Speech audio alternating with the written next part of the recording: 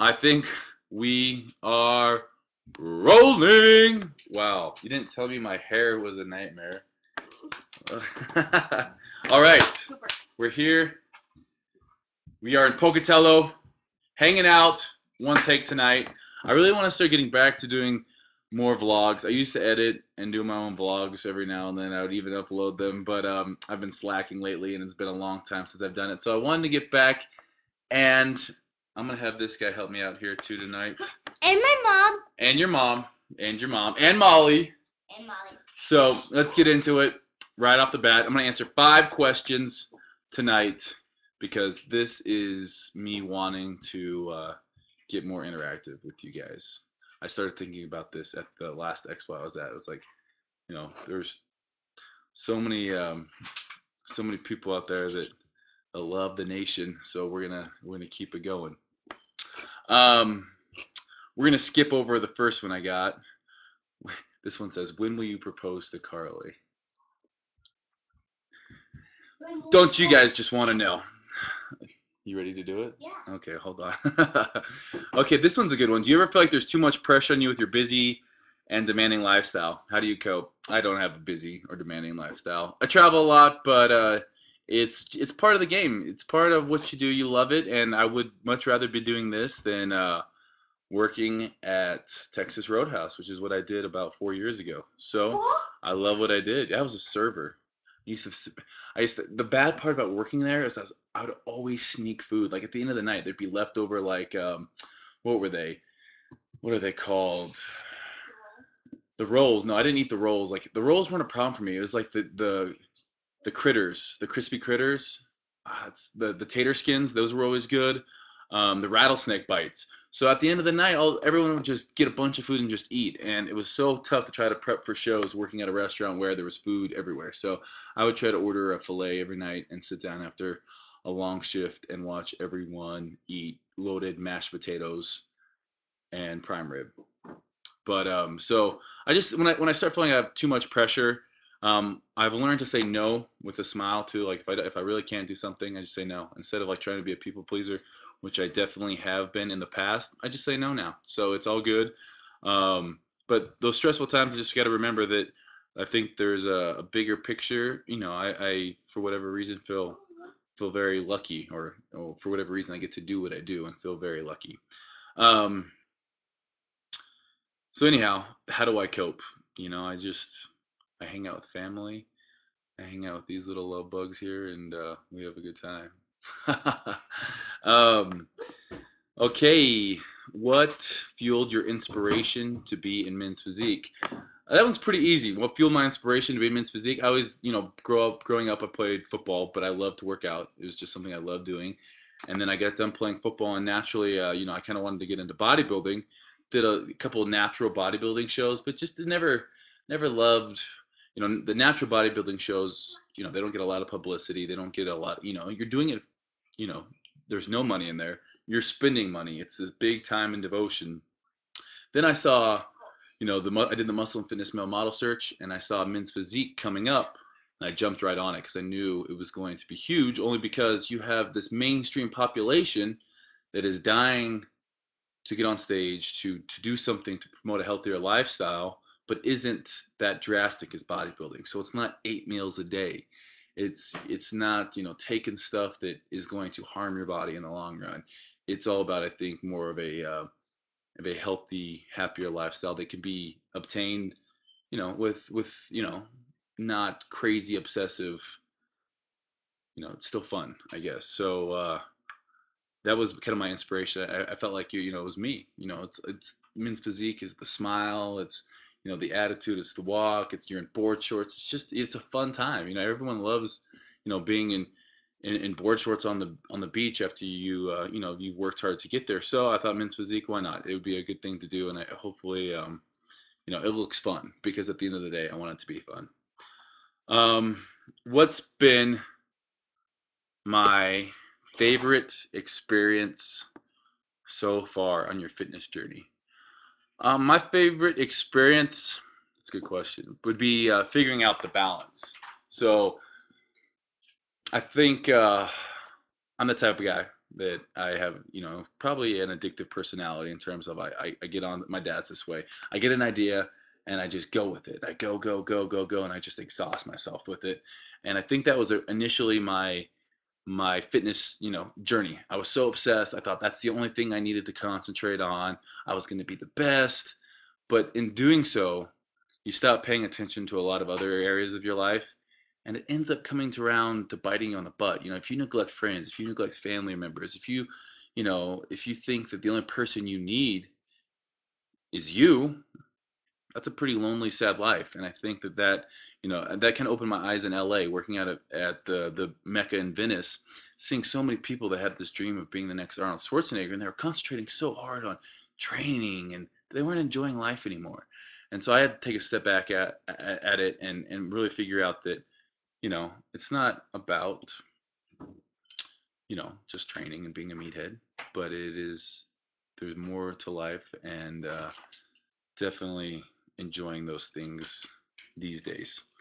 Um, I'll answer a couple real quick. were were you always big? Yes, I was. I was always that kid that was pretty big. Only because my dad, when I was like third grade, even earlier, push-ups all the time. Push-ups, pull-ups, sit-ups. I think genetically, I was just a bigger kid as well. I was pretty strong. Stronger than my older brother, who was 4 years older than me.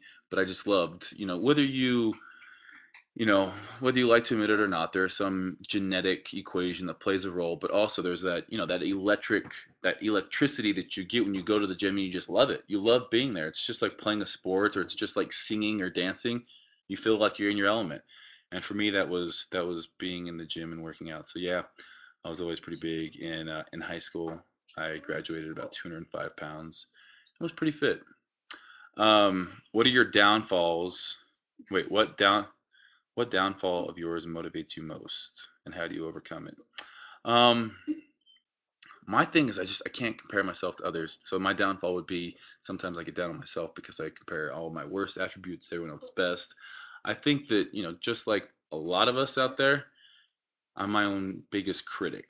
So sometimes you just got to be like, you know what, I'm doing the best I can. I'm making gains. I'm in all aspects of life. As long as you're trying, as long as you're making that effort, and that effort is really something that I have tried to preach more. As long as you're making an effort to change in the areas of life you want to change, you're doing something right. So I think my downfall would be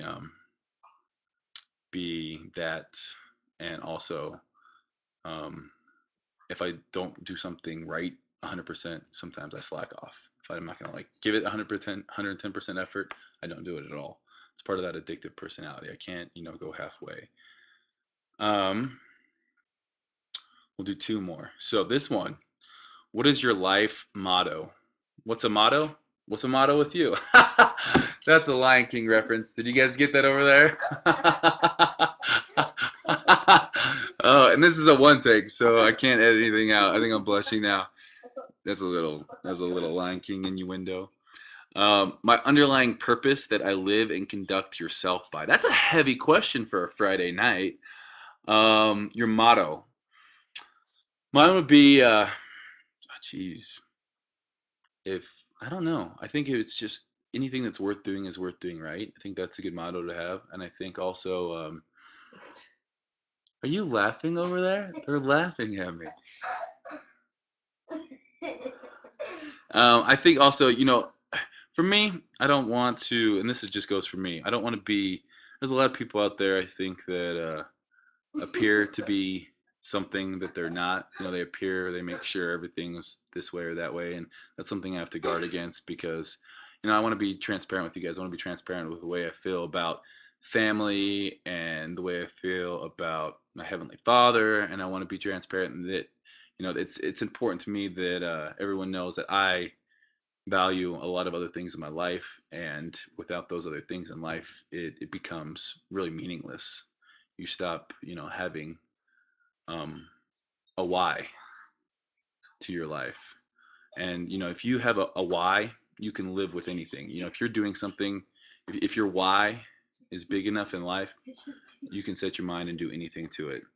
um, and I think my purpose would be just to besides I think the Christian value and belief that I have, I think that I just want to conduct myself by letting others know that there's more important things out there than just going to the gym.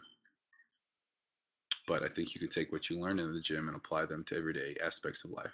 And I think that's what Soldier Nation's all about. Last but not least, the question of the night. I like this one. Random question. It is, what's your favorite Backstreet Boy song? And it's been pretty funny because Cooper, we were in the car driving to Boise, and he wanted to watch scary music videos. He was done watching his movie, so I think I showed him the Michael Jackson Thriller video first, and then I showed him. This is like probably 3 weeks ago, and then I showed him the Backstreet Boys "Rock Your Body," and since then he's been listening to it and dancing nonstop. So that was really a question I got tonight. So I figured I'd let them show you what our favorite song is. You guys ready? Yeah. Hit it over there. Hit it. It's all you guys. Come on. Ready? You guys ready for this? Turn that up. Come on, Coop. Uh-oh, look out now. I'm too little. There we go. I'm too little. There's Molly. Uh-oh.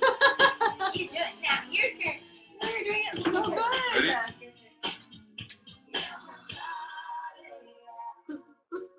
Look at Molly riding you. What did you do? You want to dance? Your body right. Streets back. All right. Good job. Get it, Coop. Show him your side to side. Your clap. No, there you go. Get it. Get it. That's what's up. We go hard here at Pocatello on a Friday night. Anyhow, that's it for our Friday night live chat night.